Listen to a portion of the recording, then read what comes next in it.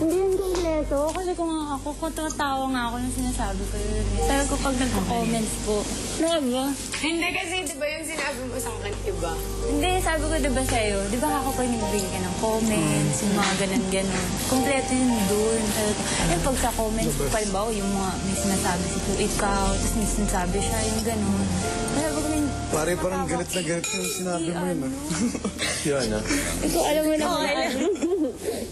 Tawa ka rin. Hindi, kasi, alam, sinabihan kaya kita. Sabi ko, ikaw yung ina. Oo, hindi yun nga. Tapos parang, sabi mo kasi sa akin, yung sa mga jokes. Kaya sabi ko, Guilty. okay. Alam ko lang siya sabi. Smart. Pag nagbibigay siya ng With the comments, mga fans. jokes, mga opinion. Ako lang yung binila ng ano yun. Kaya sabi ko, ala, iba yung narinig ko sa... Hindi, Okay. Love you. Pero matapos na magkaayos sina Beatrice at Wendy, unti-unti na palang nagkaroon ng epekto ang parinigan kay Gian. No, ang dami kong sasabihin sa'yo. Hindi ko masabi. Bakit? Kasi hindi ako ganong tao. What? Basta, I'll tell you when it's time. Okay. Pero alam mo yun, hindi ako... Mga hinaing na naging dahilan para sumilong na si Gian sa loob ng confession room. What? What's up? What? Wait lang. Don't let the others know. Wait lang. Thanks, Miggy. What? Uy, don't do something stupid. I lied.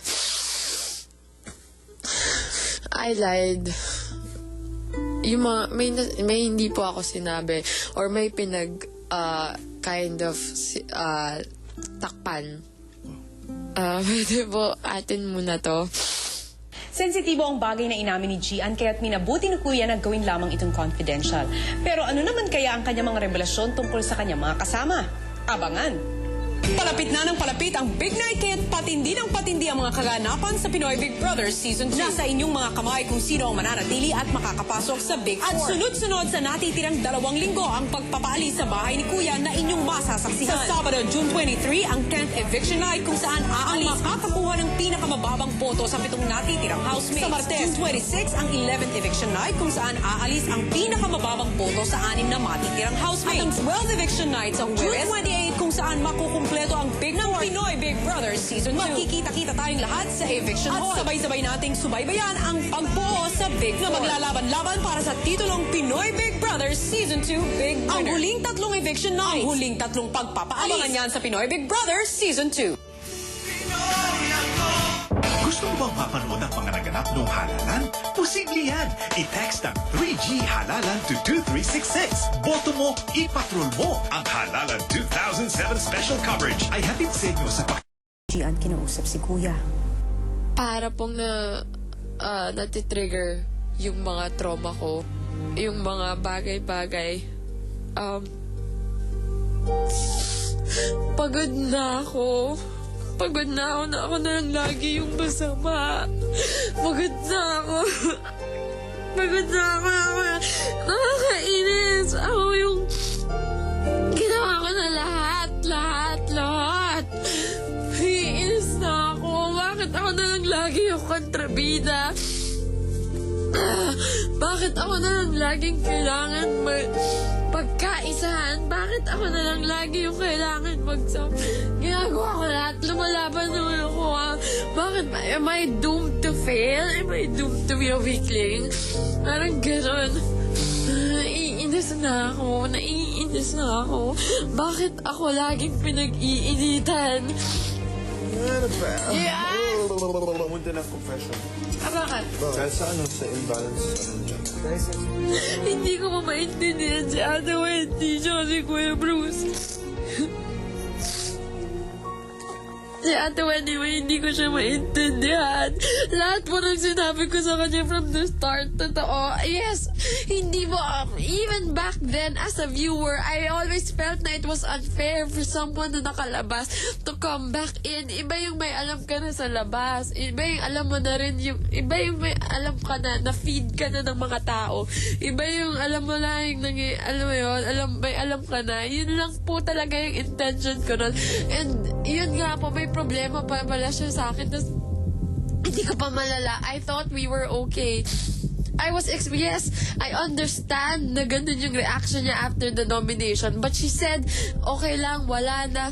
But, yung pala, kung hindi nyo ni-reveal yung survey, hindi niya i-open up yun sa akin. Sinong nagpa-plastic ngayon? I mean, ako okay lang sa akin. Wala talaga sa akin yung nomination. Ano ba? Nung una, lahat kayo, ni-nominate nyo kayo nominate. Ang difference lang ngayon, harapan tayo eh. Pero noon, ni-nominate nyo ako ni-nominate. Dinibdib ko ba yun? I gave you all a chance. I gave it everything a chance. No matter how negative and pessimistic I am. I opened up to you guys. I gave up yung kaisa-isang bagay na pinangawakan ko dito. Ano yun? Dahil somehow naniwala ako na pagkatapos kong pakawalan si Pamela, yes, I know it's for my growth, but I know that you guys, they will be there for me. Parang nag-trust ako na pamilya kami dito. Parang ganun. Ako, ngayon, gagandahin niyo ko. Ngayon ko lang yata siya nominate or second time. Hindi ko, yun, and yun lang, objective lang talaga ako. Talagang hindi ako naniniwala ako na ang unfair naman talaga nun pag lumabas. Tapos ganito, ganyan. Sino kakikipagplastikan ngayon? Bakit ganun?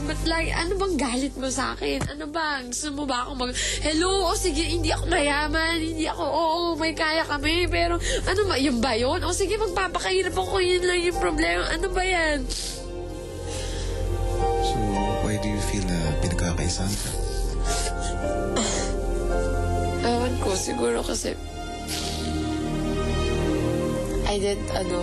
kasi Kuya Naban, kahit anong sabihin nila, ngayon ko lang nararamdaman, competition to para sa kanila.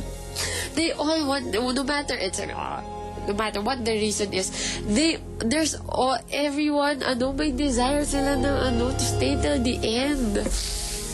And ako, nasashock ako kasi ako talaga, hindi ko naisip na ganun yung, taka-tanga ko. Dapat naisip ko, competition pala to. May kanya-kanyang strategy yan. Ngayon,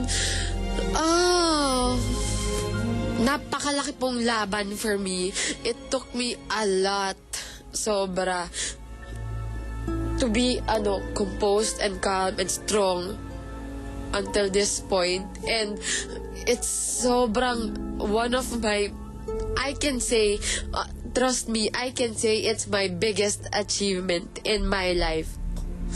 And So, you should be proud of that, Gian. yun nga po eh. The thing is, If you feel that you're being consistent, oo nga at po. wala kang inaagrabyado, so, dapat wala kang problema.